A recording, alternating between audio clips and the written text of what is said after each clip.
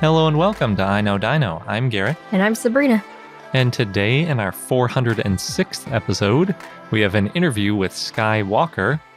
We have Dinosaur of the Day, Foraminacephale, and we have a fun fact. And don't worry, we'll be coming back soon from our parental leave with lots of dinosaur news. Oh man, I can't even imagine what has built up in the time we've been gone. It's a little bit daunting, and also by this point, SVP will be coming up too. It's exciting. It is exciting. But before we get into all of that, we real quick want to thank some of our patrons. And this week we'd like to thank Ashley the Acrocanthosaurus, Jeremy Stevens, Stefan, Eric, Mycoraptor, Greg, Ellen, Jackson Crawford, Reed, and Remy Rodriguez. Thank you so much for supporting our show, and thank you for being part of our dinosaur community. So without further ado, we're going to get on to our interview with Skye. And if you're interested in the extended version, because of course we always go off on tangents about science and paleontology, lots of other topics, you can get that longer version from your premium content feed if you're a patron. We're joined this week by Skye Walker, a paleontologist, fossil preparator, and collections assistant at Auburn University Museum of Natural History and science communicator. Thank you so much for joining us this week. Oh, thank you guys so much for having me. I'm really excited to be here. Yeah, we're glad to have you. So I know you started with geology first, and then you moved into paleontology by volunteering at the Auburn University Museum of Natural History while you were a student there. I guess, how has geology helped you with paleontology? Geology, for lack of better word, is a wonderful foundation for paleontology. It really helps to know exactly where you're looking, especially knowing the age of where you are, the type of environment that might have been there, what might have occurred.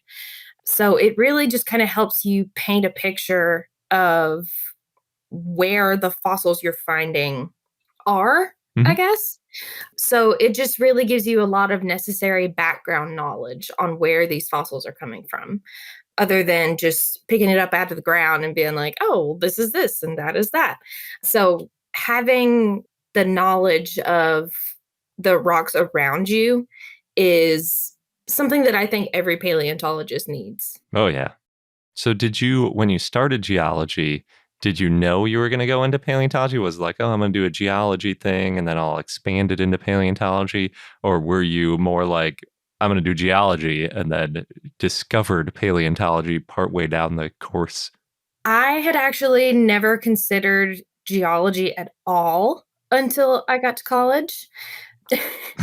My college journey was a bit unorthodox, and I'll tell you why.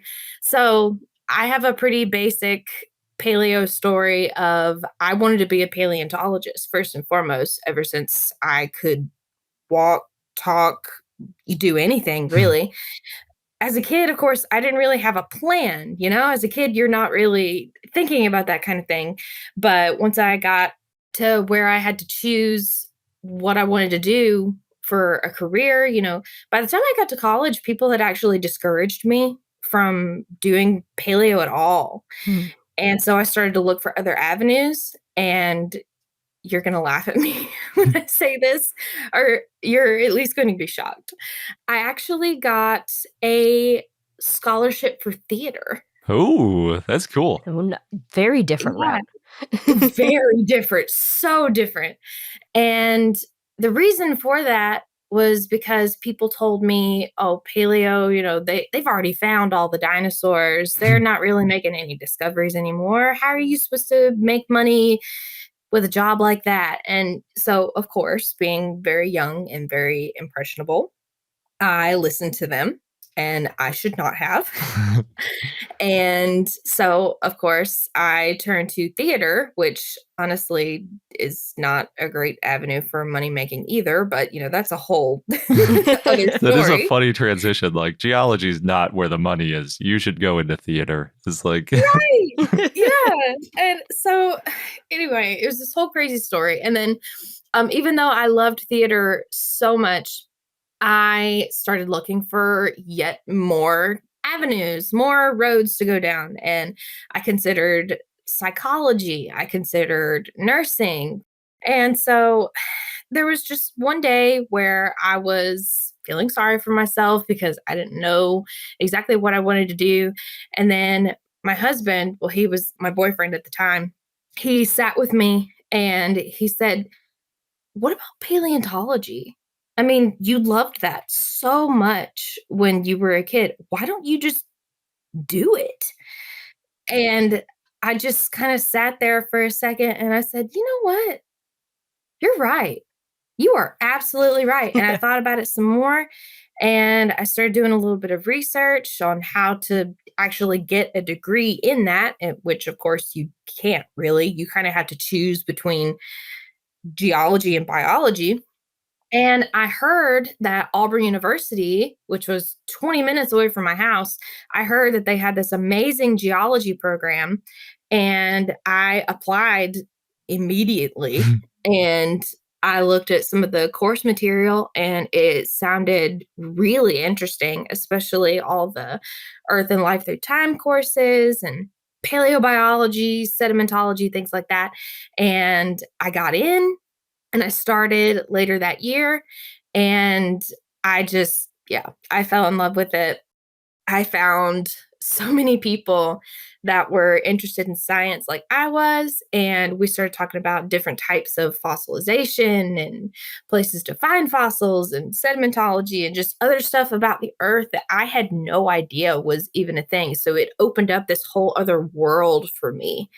And it was a very magical experience.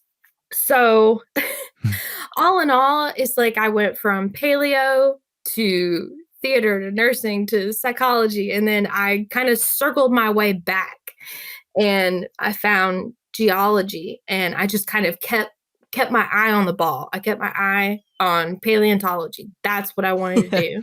And I just kind of sculpted geology around what I wanted to do with it. Yeah. And that became my academic career. That's amazing. You found your way back to the dinosaurs. So you had to change schools to switch degrees as well? I did. I finished up at the community college where I was on scholarship for theater. And I did take a year off, which I do suggest to anyone out there who is considering it. Taking a year off helped me so much with mental health and making decisions and just overall wellness. And I was able to clearly make a decision about what I wanted to do next. Oh, that's good to hear. Yes, it was a blessing for me. And so in 2016, I went back to school. And really, the worst part about it was that because it was such a drastic major change, I did technically have to start over in my coursework. And there was some stuff that carried over, like some of the math and history, English, and stuff like that. But overall, it really was kind of like a clean slate, which had its good and bad things. So I ended up getting my bachelor's in 6 years rather than 4, but still. Yeah, it's worth it to spend a couple extra years in school. And the way you tell it, it makes a lot of sense to take a year off if it's going to make sure that you spend all those years on the right thing and then you graduate with a degree that you're excited about rather than spending all that, rushing into it and getting a degree that you might not use or might not enjoy. Yeah, exactly. And enjoyment was something that I very slowly learned was important. Because when you're growing up, people tell you, "Oh, you have to get a job that makes a whole lot of money. You have to get this job that'll make you very successful and all that stuff." And yeah, money's great, success is great, but all in all, what matters at the end of the day is that you're happy with your decisions, that you're happy with what you chose to do. And with geology and paleontology, I really do feel like I made a really good decision there. Yeah. Yeah, we agree. Speaking to a couple of dinosaur podcasters, that's not something that a lot of parents are encouraging their kids to do, but we're happy to. Yes. And I fell in love with science communication because I could be excited about dinosaurs and science with other people, and it was okay. I wasn't a weirdo. And everybody loves passion. Everybody loves excitement. So it's like I could perform, but also be myself. So it's a very nice blend. Yeah, that's cool. So, can you tell us what's it like to be a fossil preparator?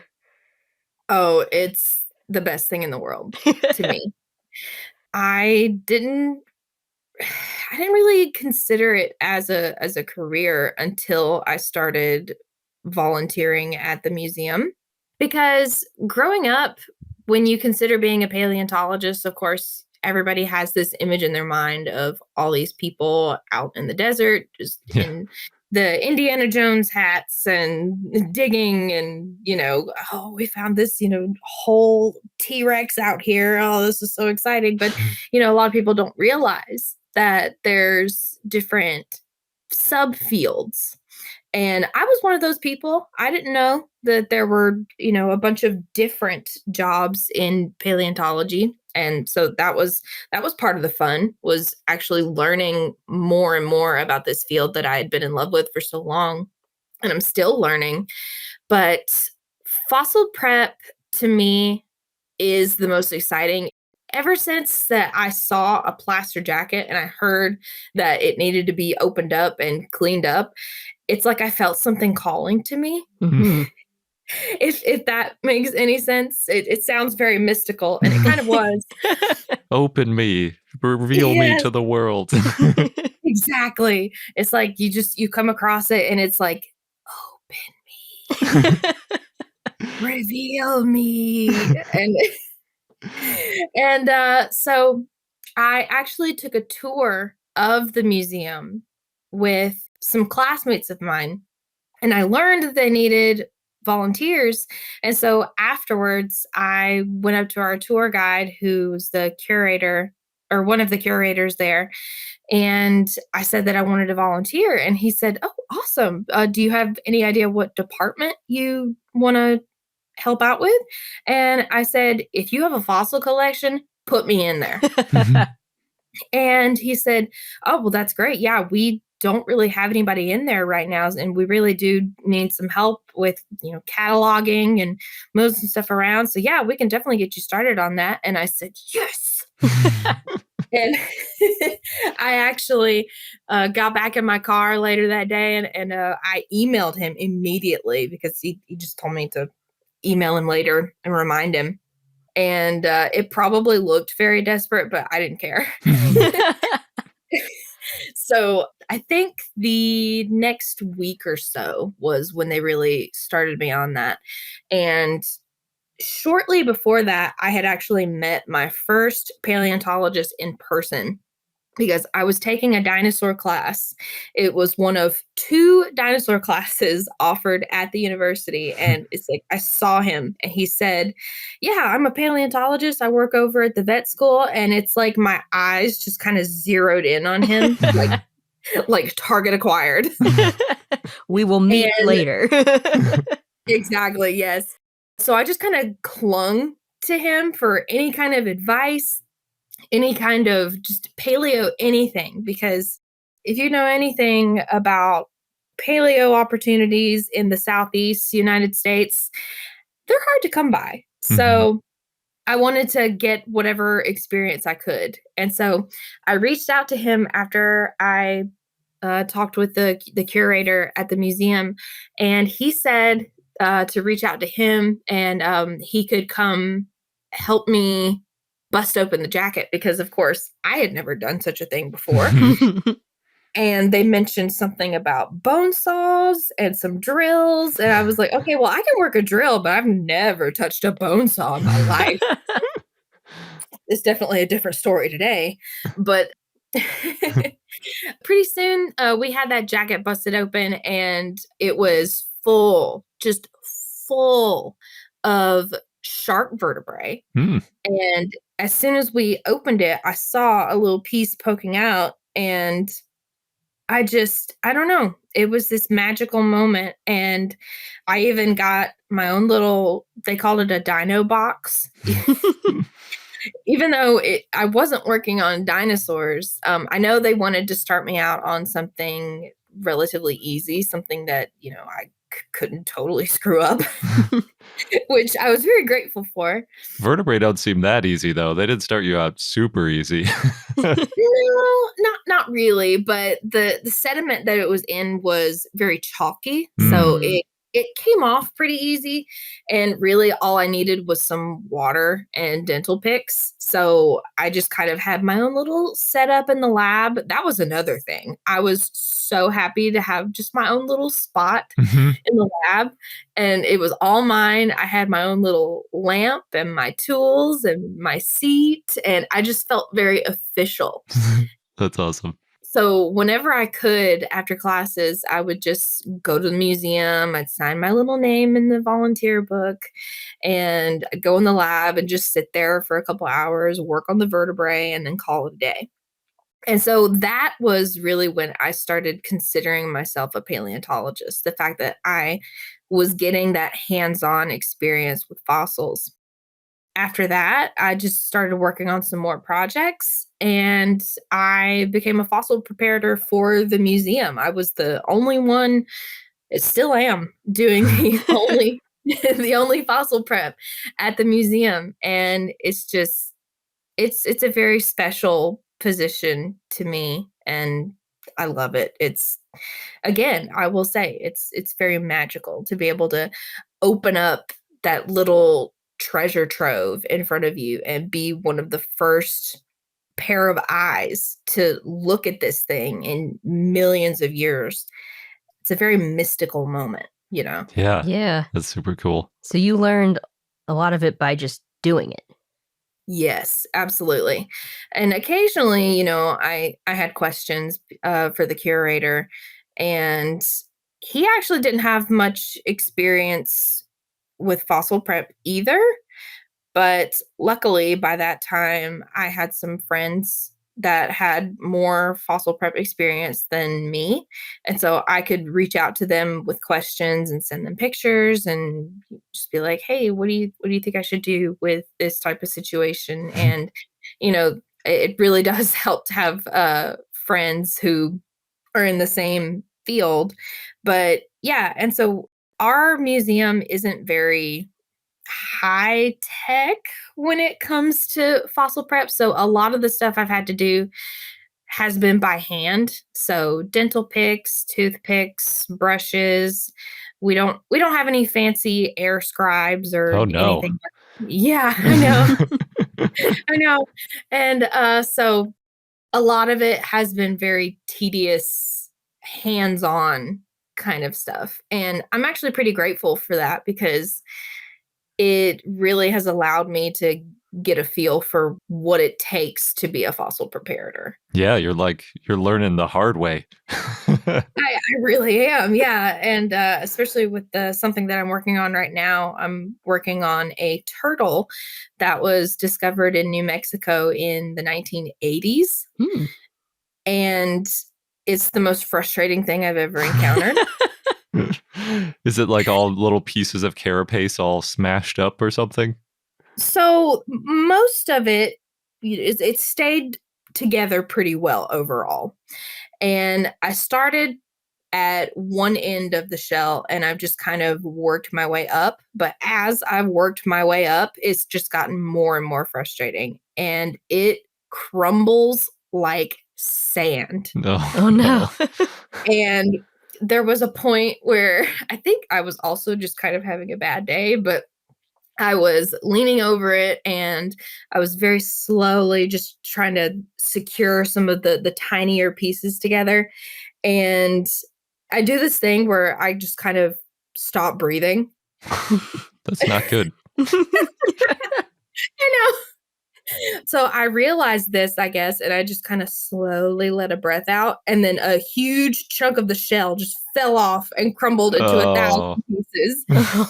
So I broke the fossil by breathing on it too hard. And I was barely breathing. I guess that's why you stop breathing sometimes. Exactly. And my body's like, don't you mess this up. Don't you do it. So I have these moments sometimes where stuff like that happens. So I just kind of sit back in my chair and just take a deep breath, take a few deep breaths away from the fossil, and then just keep going because a lot of fossil prep is perseverance. Mm-hmm. So yeah, it's a little frustrating and tedious at times, but I wouldn't trade it for anything. Do you have any favorite fossils that you've prepped? That would have to be the first dinosaur that I Ooh. worked on. I was finally deemed worthy, I guess. I actually needed the dinosaur for a project for a class, and it was in pieces. And I mean pieces. We actually had it sent over, I believe, from the Black Belt Museum, not too far from us, in Western Alabama. And they, I guess, just, didn't need it. It was a hadrosaur. I believe it was Laphorathon. His name was Brian. I don't know why his name was Brian, but that's what it said on the box. And so Brian quickly became my favorite because I opened up the box and I looked at all the pieces and I was just kind of examining the challenge before me. And I was like, you know what? I kind of want to put you together. And it really just became this very challenging puzzle. So that day, I actually got set up with my box of Brian, and I had my station cleaned up, and so I started working on him. It took me a while. I actually can't, because I had all semester to finish the project. Mm-hmm. So I wasn't really like in a hurry.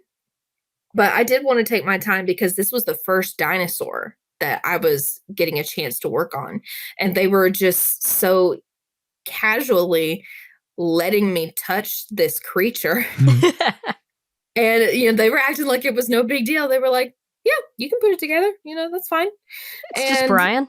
No worries. Yeah, it's just Brian. Nobody cares about Brian. We got hadrosaurs all over the place. And it's like, okay, but you realize this is a dinosaur. And they're like, yeah, I mean, that's pretty cool. And so it's like they didn't realize how big of a deal this was to me. And I've actually considered getting a Laphorathon skull tattoo in memory of Brian. Because I also had this moment with Brian that I realized that was the first real dinosaur bone I had ever touched. And of course, I'd seen dinosaur bones in museums and things like that. And it just kind of hit me that I was holding my favorite creature in my hands, something that I'd wanted to do since I was a child. And it just kind of made me tear up a little bit. And so Brian quickly became a favorite project. And so by the end of it, I presented the project to my class, and everybody was telling me, how much they loved it and how cool it was. And by the end of it, I actually got to keep a very small, very, very, very small portion of one of Brian's limbs. Cool. And so I have like a quarter size hadrosaur bone just in my desk right now. Just an unidentifiable fragment. Yeah. But that's Brian. A fragment of Brian. That's right. So were you putting together a skull? Is that why you want the skull tattoo? No, the skull is just what we mostly know about it. So we have a pretty clear idea of what the skull might have looked like. Now the limbs and stuff are a little bit more of a mystery at the moment. I think just last year they found a more complete skeleton of a Laphorathon, so we have a better picture now. But the skull, it just looks cool to me. And I didn't have any skull fragments to put together. It was mostly the foot bones that I was putting together. That's cool. Yeah, it was. And then some limb fragments. So that's why I kept a little piece of Brian's leg. I have Brian's leg in my desk. And that sounds so horrible. or is it a great icebreaker? Yeah, it is. But I can't just go around and say, hey, I have Brian's leg. I have to add some context. That's true. Or you just wait and see for reaction, and then a memento from a time I was getting some bones ready. Kept a piece of Brian's bones. No, first I have to be like, okay, first question, are you a cop? Second, do you like dinosaurs? I promise these are related. The first one makes you worry. The second one is like, ooh. But yeah, so yeah, I have Brian's limb bone in my desk, and but the skull is easily identifiable. So I just figured that would make a cooler tattoo than just a piece of a leg. Mm-hmm. Yeah. It would be more aesthetically pleasing, if you will. You could get the piece of the leg tattooed on your leg in the same spot about where the piece is and be like, for comparison. Yeah, that's actually a really good idea. I might do that. That only works if you can figure out where on the leg it goes, though, I guess. Yeah, because let me tell you, Brian's leg looked like somebody took it and just beat it to smithereens with a bat. Brian is messy. Brian's been through a lot.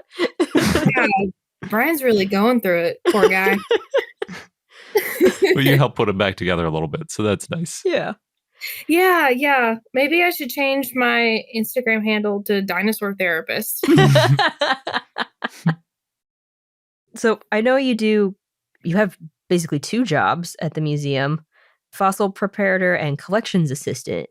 So what kind of work does being a collections assistant entail? A lot of organizing. So when I first started volunteering, they told me that they had next to no one in that department. And paleo, especially at the university, is very undervalued. So not a lot of people are really in there. Unfortunately, a lot of people in other departments, they just don't care as much, which is really sad. So myself and a bunch of other, volunteers and our curator, we had this big project where everything needed to be reorganized. I'm not sure what happened, but it's like a tornado came through and everything was mixed in with everything else. Oh, no. Oh. There were turtles with sharks. There were plesiosaurs with crocodiles. And it was a huge mess. And when I was a volunteer, I worked with another volunteer who'd been there a little bit longer than me. And she actually worked at the university library. And she had already started. And so she kind of helped me get started with that as well. We were digitizing the collection as we went. And so what we have, we called it the Bible. And it's this giant ledger full of handwritten notes of the collection. So everything's got its specimen number, a brief description of what it might be, where it was found, when it was found, who found it, stuff like that. Mm-hmm. And so part of our job was to put all of that into an Excel sheet. And then we were just going to kind of create this online database for it. So that's how it started. But the thing is, it was so chaotic and just all over the place. We had to start somewhere. And the thing is, the paleo collection was started by a man named Dr. Dobie, and this man was a turtle fanatic. I could safely say that probably about 80% of our collection is turtles. Wow. Oh, man. It's so much. I'm very sorry to people out there who love turtles, but I'm so sick of turtles. Sabrina doesn't like them either. They're fine. I love them. I really do. And I love the turtle that I'm working on, even though it's very frustrating. But I wish there were more dinosaurs. I really do. But anyway, we're actually still organizing the collection the best we can. We are still kind of sort of finding, little fragments of bones where they shouldn't be. I think just the other day I found a mastodon tooth with a bunch of shark teeth. No. It's just the tooth drawer. It doesn't matter what they're from. So we had to completely just do this overhaul of all the cabinets. And now everything is nicely labeled. And for the most part, I think we've got it under control. We've got a cabinet for fish. We've got 3 cabinets for turtles. We've got one for mosasaurs, plesiosaurs, things like that. And so a lot of it has been organizing, reorganizing, and then occasionally we have professors and visiting researchers who want to see, the collection that we have. So it's our job to make sure that everything's where it's supposed to be. You can easily find it. And believe it or not, collections assistants also give tours to people who visit. And I've done it for friends. I've done it for visiting PhD students. And the bone room, what we call it, or the bone zone. I love Bone Zone. It's a small room, but there's just so much packed into it. So I love opening up that room to people who've never been in there before and being able to show them what we have, because a lot of people just don't know that our museum is there on campus. And when you think of a natural history museum, you think, like the Smithsonian or the American Museum, but this isn't like that. It's just all collections, really. And so we're walking around and I'm showing people what's in the cabinets, what's on the tables, and giving little tidbits of information about everything. And we've got rows and rows of bones on shelves. And so a lot of it is pretty hands-on. People can actually touch this stuff. It's not all behind glass or, behind a roped off like a museum mount or anything. So it's really cool because while I'm also a fossil preparator, people can sometimes just walk in and see me sitting there working on my project, and I can easily put it down and give them a quick tour of the collection. So it's really neat having kind of like a 2-in-1 job like that. Yeah. Yeah. And there's more of that science communication too. Yep. Yeah. That's where the experience with theater comes in too. So I know you've done some field work as well. It's kind of like you do all the steps. Find the fossils, prepare the fossils, Catalog the fossils, yeah. Yeah, so that's the thing about me. I try to do a little bit of everything. I just can't help it. When it comes to field work, is it mostly done in Alabama? Yes, most of my field work has been in Alabama. So a lot of the things that I've dealt with are mosasaurs, plesiosaurs, turtles, ammonites, things like that. Cool. Yeah. What's it like being out in the field? Hot. Because Eastern United States heat is very different from Western United States heat, because we do not have dry heat at all. Oh, yeah. So it's like, I call it the land of hot soup, because that's what it feels like when you're out there doing field work. And a lot of the formations that I work in, like the Morville chalk or the Demopolis chalk, things like that, it's all white. So the sun reflects off of it. Ugh. Ooh. It's blinding almost. And on top of that, I have 4 eyes, so I have to wear glasses. Mhm. And out in the field, I have 6 eyes because I have to wear sunglasses over my glasses. And so it's very hot, lots of mosquitoes. Of course, there's always anywhere you go, there's the danger of snakes and wild animals and things like that. But even though it is hot, it's a lot of fun because people don't realize that Alabama is one of the best places to find fossils in the Southeast. I mean, it's teeming with them, especially marine deposits. So that's why we find a whole bunch of, marine reptiles and marine invertebrates and things like that. And even some dinosaurs. Actually, Alabama is one of the best places to find dinosaurs.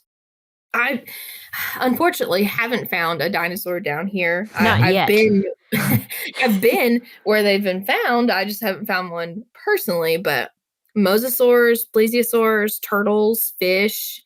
We actually just recently uncovered a fairly large ammonite just last year. I mean, this thing is massive, like world record massive. Cool.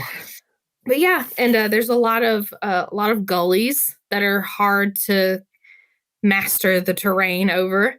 And there was actually a brand new site that I had never been to last year. And I got in touch with someone from the Black Belt Museum, and I wanted to tag along with some of the field work. And they were like, yeah, just, bring lots of water, be prepared. And I was like, yep, you got it.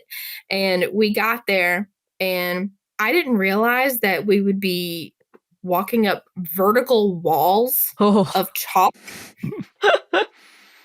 And lucky for us, it wasn't very hot. There was a very nice breeze that day. So luckily, nobody passed out from the heat. Good. But the climbing is probably one of the hardest parts.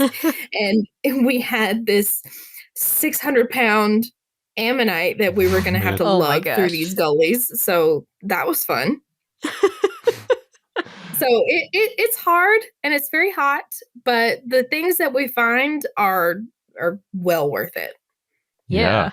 A lot of thinking on your feet, it sounds like. Yeah, how'd you get a 600-pound ammonite out?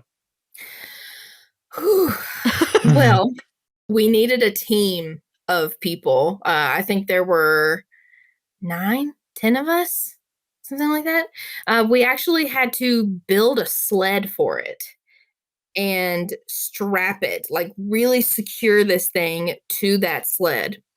And it took all of us struggling and heaving that thing through the gullies. And because we had to picture zigzagging walls, vertically.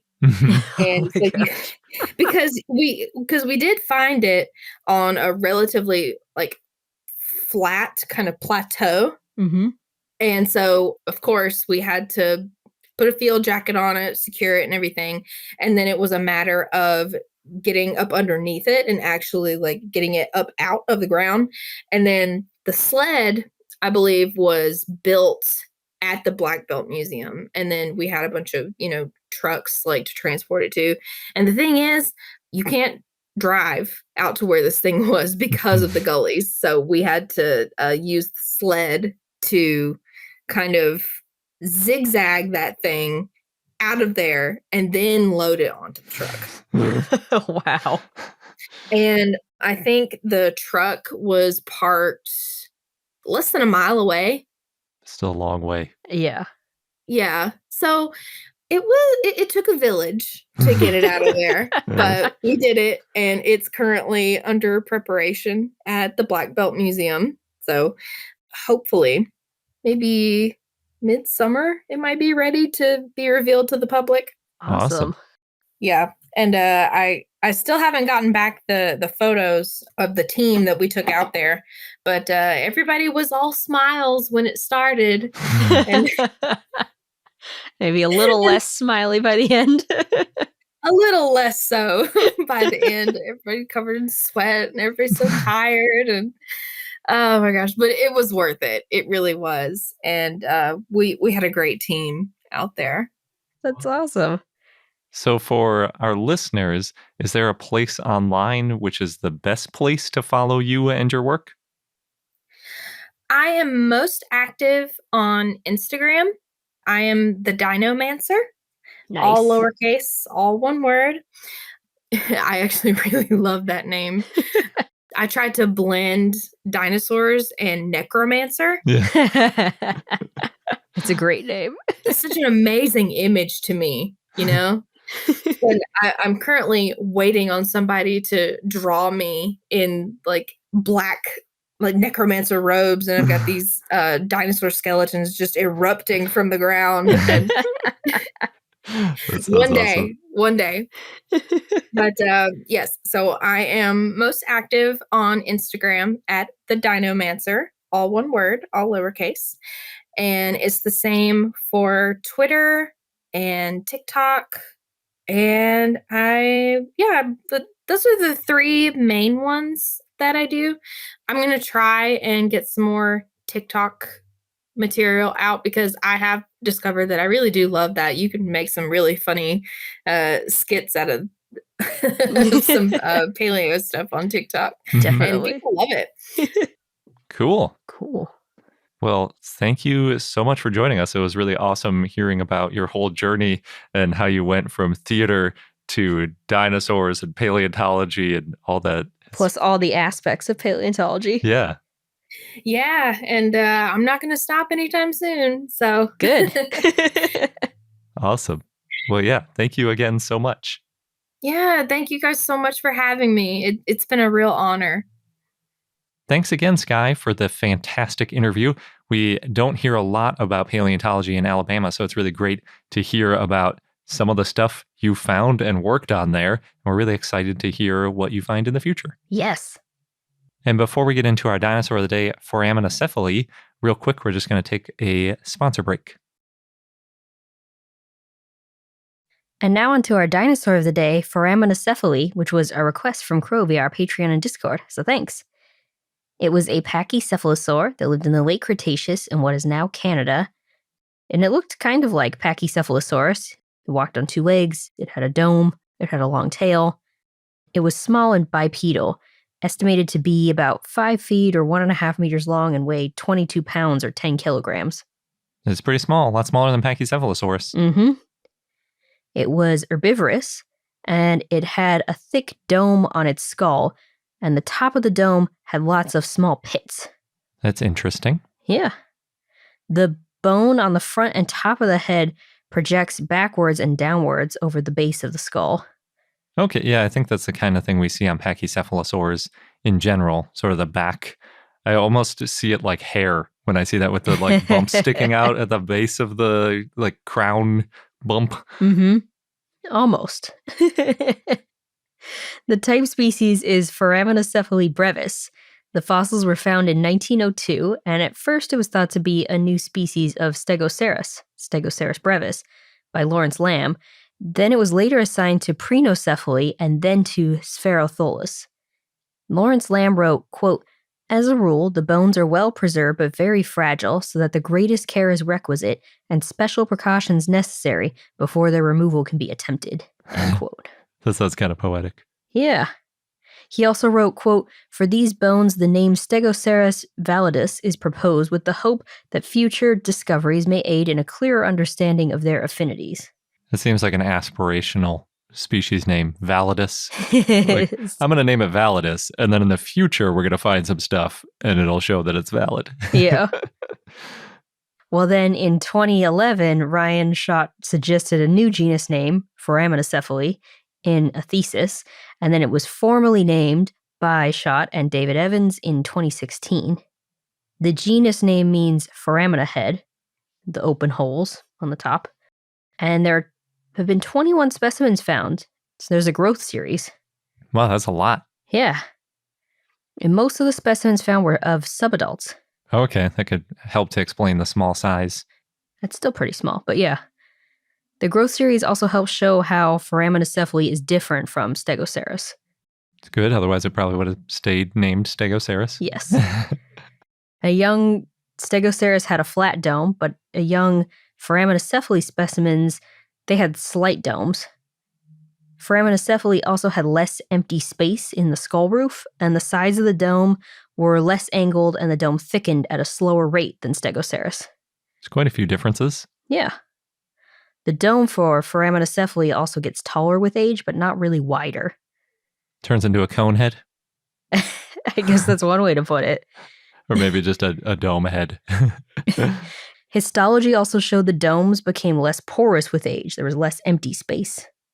Other dinosaurs that lived around the same time and place as Foraminacephale included Ankylosaurs, ceratopsians, hadrosaurs, and theropods. And other types of animals that lived around the same time and place included amphibians, crocodilians, lizards, fish, plesiosaurs, and mammals. And our fun fact is about the only dinosaur embryo egg found in the eastern United States and in marine sediments, which was found in Alabama. And it's something we talked to Skye about a little bit, but it was unfortunately after we finished the recording. Yeah. So oops, we're getting it in now. So this egg was found in 1970 near Selma, Alabama, in chalk beds by Prescott Atkinson, who was 17 at the time. And that egg is from about 83 to 82 million years ago. It's the only dinosaur egg found east of the Mississippi River and the only dinosaur egg found in marine sediments. Oh, cool. So when you said the only one to found east of the Mississippi and in marine, it's not those things combined. Right, it's separate. Each. Yeah. They think the egg was swept away by a storm, knocked into the river somehow. It's possible it got washed out to sea during a hurricane. Sounds like the beginning of Land Before Time. A little bit, yeah. This egg basically drifted to sea. Except this one didn't hatch and have a happy, fun adventure. No, but we're lucky that it didn't because now we get to study it. That's true. And it developed enough. It was at that sweet spot where it's not just an empty egg in the beginning, and it wasn't just a little bit too late after it hatched. Yeah, there's an embryo inside. Yeah, and enough that there's a skeleton that had calcified enough that it was fossilized. Mm-hmm. It was in 2001 that James Lambe from North Carolina State University found that there was an embryo inside the egg. And he did CT scans with Prescott Atkinson, who between 1970 and then became an immunologist at Children's Hospital at University of Alabama in Birmingham. And they confirmed, yes, there is an embryo in this egg. That's a fun full circle. You find the egg, it sits on a shelf for 31 years. And then you help CT scan it. Yeah, once somebody discovers, oh, wait, there's a bone in there. Yeah. That is a really big difference. That's a huge distinction between only egg and only egg with an embryo in it, because those embryos are super rare. Almost all dinosaur eggs we found are just empty. Yes. Now, the leg bones were pretty clearly visible. Originally, they thought the embryo was Lophorathon, which is a hadrosaur. Now it's thought to be a theropod, possibly an Oviraptorosaur or Dromaeosaur. The egg eventually did make its way back to Auburn University, and now it's got the nickname Mimi. So hopefully, sounds like probably, there'll be a paper on the embryo that will come out eventually with more details. And we got to see a cast of it while we were chatting with Skye. Yeah, it was really well done. I guess that after CT scanning it, then you've got the digital version of it and you can 3D print it out if you want to, with a little bit of refining. Yeah, it's very cute. I really hope there's a paper on it. They're taking their sweet time with it. It's found in 1970. Wait 30 years, CT scan it. Now it's been over another 20 years. We still don't have a paper on it. We're still learning about it, though. Yeah. It was only in 2017 I was seeing articles where we still thought it was a hadrosaur. Oh, yeah. We just need someone to be really interested in it and I guess take up the project of really looking in detail at those bones to try to narrow down what it is. It's possible it is being looked at, and that's just something we didn't get around to asking about. True. Well, it hasn't been published because we would have been able to find it. That's true. Has not been published yet, so we'll keep an eye out. And that wraps up this episode of I Know Dino. Thanks for listening. If you'd like to see links to all of Skye's social media, where you can see all the cool science communicating she's doing, head over to iknowdino.com. Thanks for listening, and until next time. Good day.